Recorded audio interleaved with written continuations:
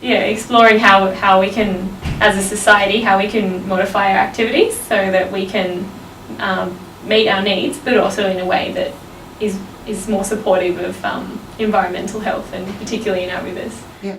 What would be beneficial for people to appreciate when they're trying to when they're working with rivers and around them is just how they're really interconnected systems. So what happens in one stream, a river upstream, it flows on. It's all, what happens in one part of the river affects everything else below it. So I think sometimes we tend to think of rivers as very cleansing. I think culturally, like, water is, oh yeah, you go there, you wash away everything, and it just goes away, and the river carries it off for you. But I think we now know that goes somewhere as well, and so our cumulative impact on these systems is very obvious. And I think particularly in Australia we understand that perhaps very well anyway. So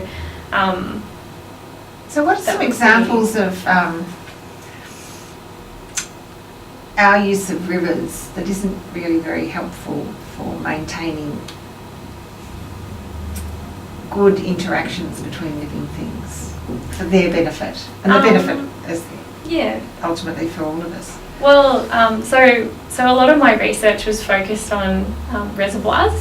So they were used for hydropower and for irrigation water. So that's in the Snowy Mountains, which involves, taking a whole volume of water out of one system and transferring it into another one and redirecting it elsewhere. So I was looking at the Snowy River, which is most people have heard of, and it's quite heavily impacted by decades of taking. They took 99% of the water out of the river for many, many decades, and now that's slowly being it's receiving attention in terms of the management of the river to try and improve, or at least improve the impact, but improve the health of the river to the extent that we can. And so I guess I've seen the effect that dams have on river systems. Like they disconnect them, just simply from upstream to downstream, the flow of energy, of nutrients, of it's just not there organisms. Anymore. Yeah, it's like a big sort of blockage in the system. Yeah.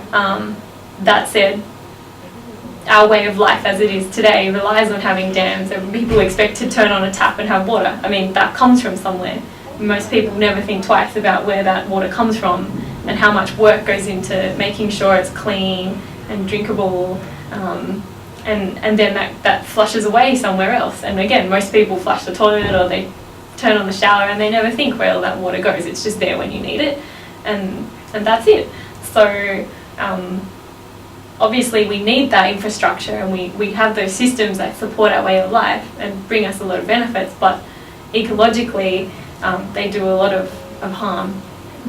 But there are ways, and as scientists we have a big role in exploring that space where we can still have those systems in place but manage them in a way that reduces some of the impact that has on the environment.